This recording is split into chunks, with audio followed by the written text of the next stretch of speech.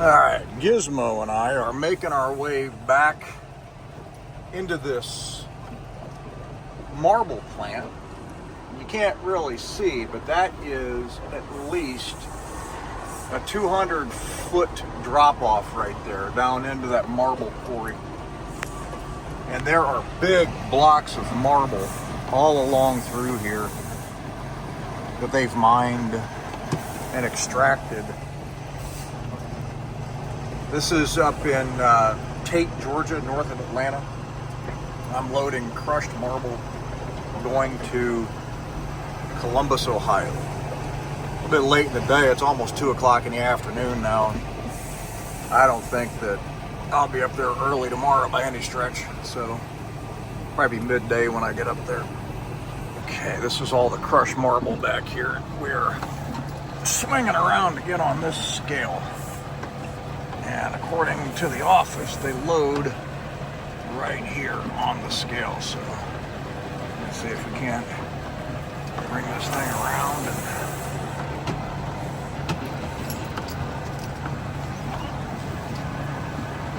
pin it right up here on this scale.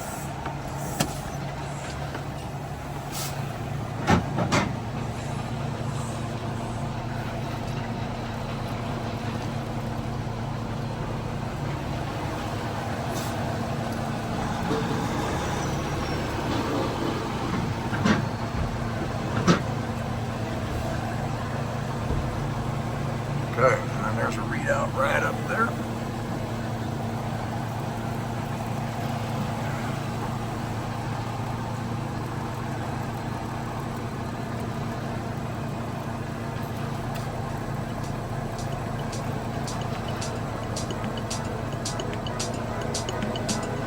Alright, just fit on this scale. Just fit. Alright, let's get this loaded. There's a pattern for you.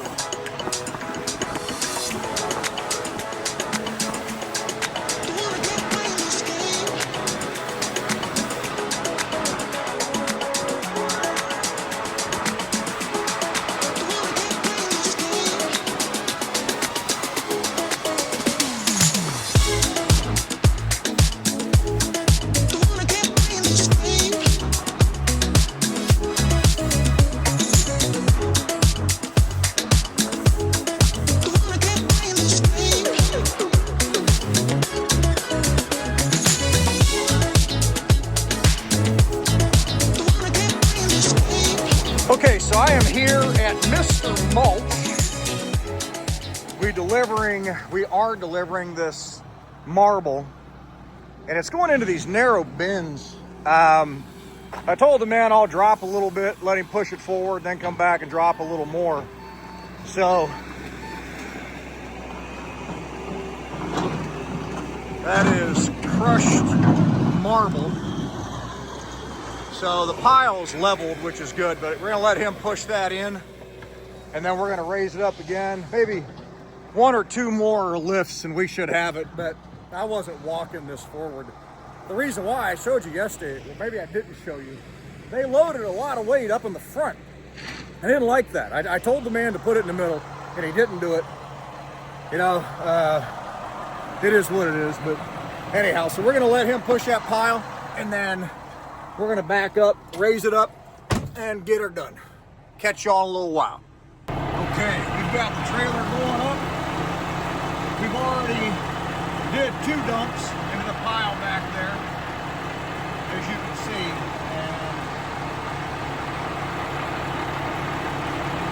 And we have just a little bit left in the back. We're gonna get this done. Okay, so that was another safe operation here. Gizmo needs to come out and go potty, but I didn't walk it forward till the very end, so we got it. Crushed limestone here in Columbus, Ohio. This man was a tremendous help. We're getting it done. Bruce Oakley. All right, so we just gave it a good sweep. Trailer's completely empty. Not too bad. Everything came out pretty much spot on, but this is the pile right here. Again, that crushed marble. The man pushed some of it up in, but like I told you, I did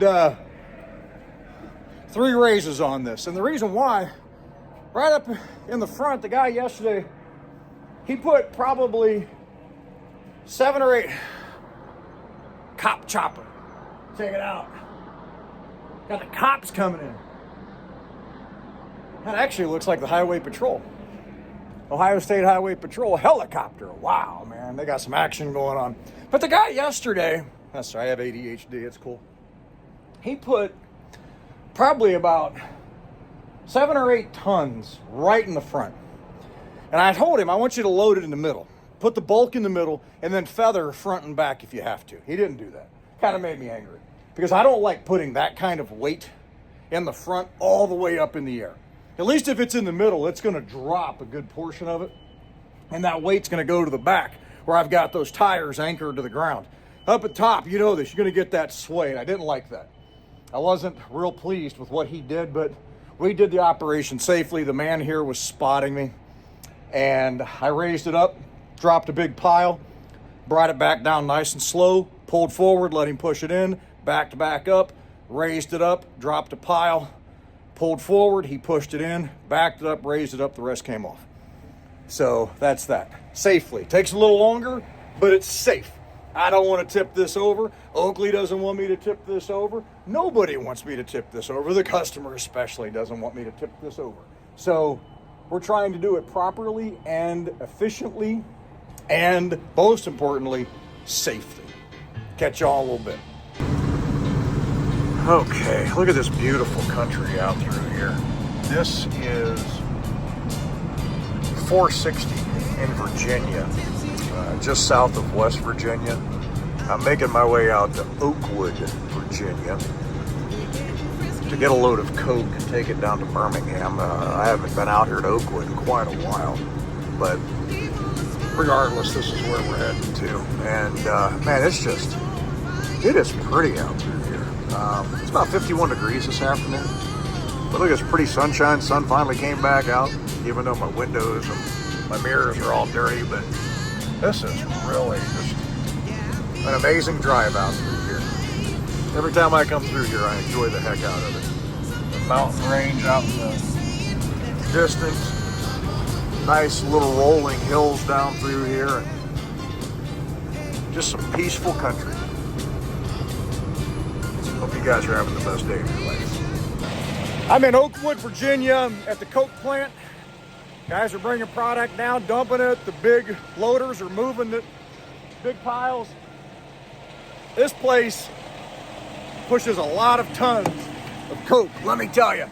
So they are definitely a high volume operation.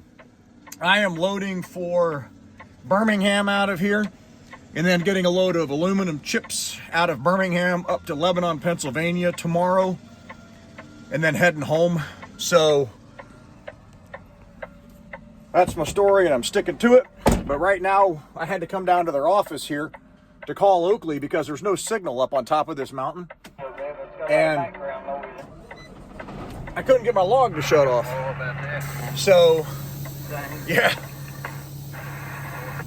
All right, so I had to call back and get safety on the phone. Luckily, somebody was in the office and I was able to get them, and now I've got to get back over to the loading area to get loaded, which is up around the bend.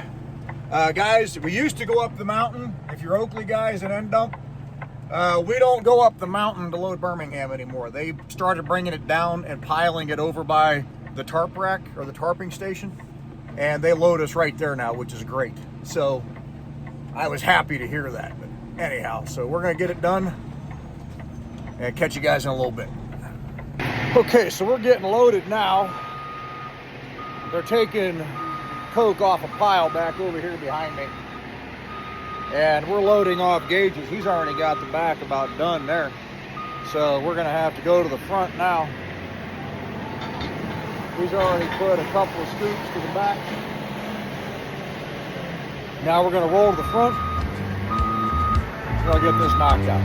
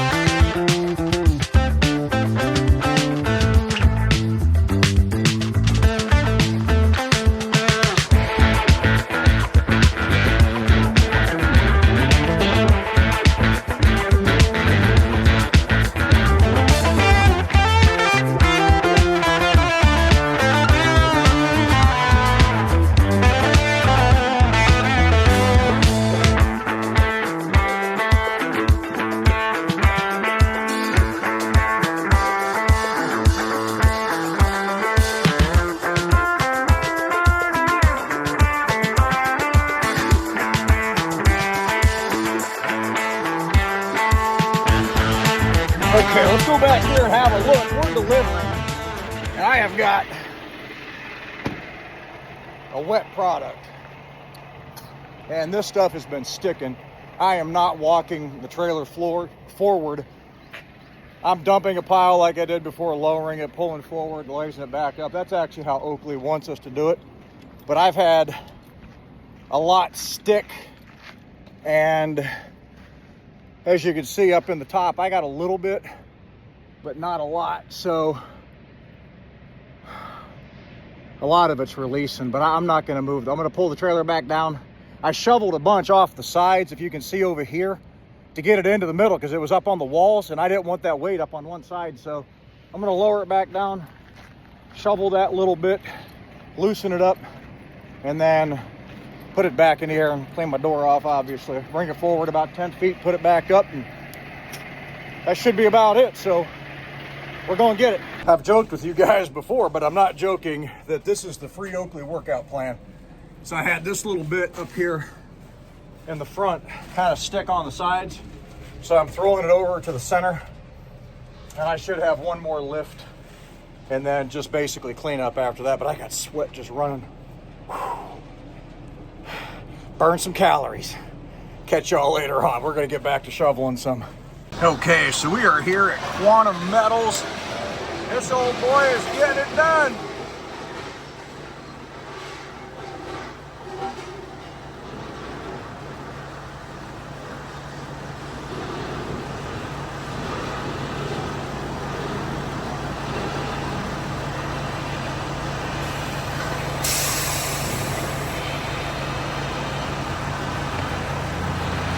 All right, we are here in Lebanon, Ohio, and this owner-operator right here just put down a big old pile of scrap aluminum, busted up wheels, the whole 9 yards, and got it done quick, and he's getting gone.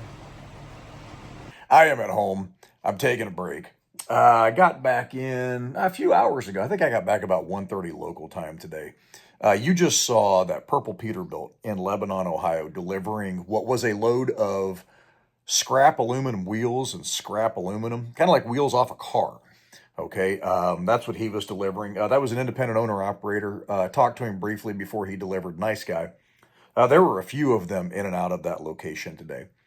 I did not get footage of loading in Birmingham. When I delivered to that location, I was waiting for him to get empty so I could back up a ramp that was right in front of my truck. It was a load of aluminum shavings, just very fine shavings. They get into everything. They're actually kind of messy, especially trying to get them cleaned up. But I picked those up in Birmingham. I didn't get any footage of loading that because I was kind of spotting the man and watching my gauges, and I didn't get a chance to do it. But it simply was just a loader operation, him dropping in shavings. Okay, so that's what that was. But we got that done. And I had said previously, Lebanon, Pennsylvania, that's what I was told. It was a mistake, a good mistake, because if I would have been delivering those shavings to Lebanon, Pennsylvania, I wouldn't be getting home till tomorrow, Saturday morning, because of my hours. But because it was Lebanon, Ohio, it worked out really good, and I was able to get home this afternoon because I was delivering that en route. And we're going to be off till Tuesday morning, and then we're bouncing back out. So I'm going to go over something in the book of Romans today. This is very important because we're at a point in our society where there are so many people, especially the leftists, and I'm not trying to make this political, but it's just a fact.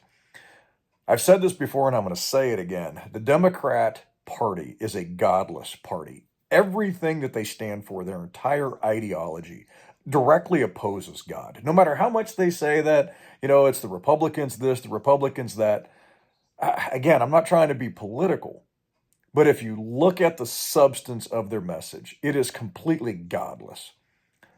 And they're the ones that push heavily evolution, Darwinism, Marxism, all of these things that pretty much take God out of the nuclear family, the normal family, distort the normal family, distort creation, okay, want you to believe in evolution, all of these things, okay? And I got to say this. If we came from apes, when did the ape stop becoming a man and why? Okay, if evolution was real, and I'm not a scientist, I'm a truck driver, but I don't consider myself to be a stupid guy, but I'm not a genius either. If things were evolving, evolution, Why did it stop? I'm pretty sure that it's been quite a long time since we've seen an ape turn into a dude or a woman. Okay? So I'm just saying, but because of that, I'm going to read something out of the book of Romans, chapter 1, starting in verse 18. And I'm going to follow up on this here down the road because there's more to this passage that really kind of states where we are today as a society. Before I say this, I just said where we are today as a society. I want to say something, though. The disciples asked Jesus, "When will we know when your return is?" And Jesus said to them, "As it was in the days of Noah, so it will be at the coming of the Son of Man." When God destroyed the earth with the flood, the world was just rampantly wicked with sexual immorality and everything. All kinds of wickedness is what it says in the book of Genesis. And I'm going to follow up with that over the next few weeks in this passage. But right now, I just want to start in Romans chapter 1. Romans chapter 1, verse 18. I'm just going to read a few verses here. And it says, "For the wrath of God is revealed from heaven against all ungodliness and unrighteousness of men, who by their unrighteousness suppress the truth. For what can be known about God is plain to them, because God has shown it to them. For his invisible attributes, namely his eternal power and divine nature, have been clearly perceived ever since the creation of the world in the things that have been made. So they are without excuse. For although they knew God, they did not honor him as God or give thanks to him. But they became futile in their thinking, and their foolish hearts were darkened. Claiming to be wise, they became fools and exchanged the glory of the immortal God for images resembling mortal man and birds and animals and creeping things. That would be idolatry. This clearly states that the wrath of God is revealed from heaven against all ungodliness and unrighteousness of men. But the biggest part of this is it said that God's creation is plain to people. Look around. The birds of the air, the sea, the land, everything, the air we breathe, just the way that our cells line up in our body, everything. There is no logical scientific explanation for everything that happens within our bodies, outside of when the universe, everything, our earth, the oxygen levels, the fact that if we were just a few miles closer to the sun, we would burn to death. If we were a few miles away at the earth to the sun, we would freeze to death. I mean, it's just perfect. Okay? And yet there's people that deny it left and right. God doesn't exist. We came from apes, this, that, and the other. It's ridiculous, in my opinion, to believe that and assume that. But this says right here, for his invisible attributes, namely his eternal power and divine nature, have been clearly perceived ever since the creation of the world in the things that have been made. So they are without excuse. Folks, we're going to be without excuse before our Maker to say that we didn't believe in him. Okay, God the Father created the earth. His Son, Jesus Christ, came to earth, died for us and for our sins. Okay, and we're going to have a hard time denying that when that day comes because of everything that we can see. And it goes on to say that claiming to be wise, they became fools. Isn't it kind of ironic that our smartest people that are pushing a lot of this stuff, our scientists, our very educated people, they got all the degrees, they've got the PhDs, they've got this, they've got that, but they talk nothing but foolishness. All right, look at the politics nowadays. These daggone Democrats can't even define a woman. But yet they claim to be the smartest people on the planet. Elon Musk is a Nazi. If you believe in God, you're a fascist. It just so many different things. Claiming to be wise, they became fools and exchanged the glory of the immortal God for basically idolatry, worshiping everything but God. Let's not lose sight of this because the wrath of God is coming, people. Okay, this message that you get from Joel Osteen, where you're going to have health and happiness and all kinds of money if you believe in Jesus, etc. Okay, God's coming to judge this earth. Make sure that your heart is right with God before that day comes. I promise you. If you don't, in my opinion, in my belief, you're going to regret it. All right, so that's all I have for today. Thanks for watching. I appreciate you guys hanging out with me for a little while. If you're interested in Bruce Oakley, I always say hit me up, Jimmysroadlyfe, LYFE, at gmail.com. I'll be happy to help you in any way that I can. If you're interested in Scripture, that's the most important thing. Email me as well. If you want to know about salvation, you have questions about the things that I talk about. Okay? So, hey, y'all stay classy, San Diego, as Ron Burgundy said. For all of us here at News Center 4, I'm Ron Burgundy. You stay classy, San Diego. Hope you're having the best day of your life. Subscribers, thank you. Give you a thumbs up or a thumbs down, whatever you think it deserves. Okay, we're going to stay home till Tuesday. We'll be back out Tuesday morning. Hope you guys are having the best day of your life. And God bless you.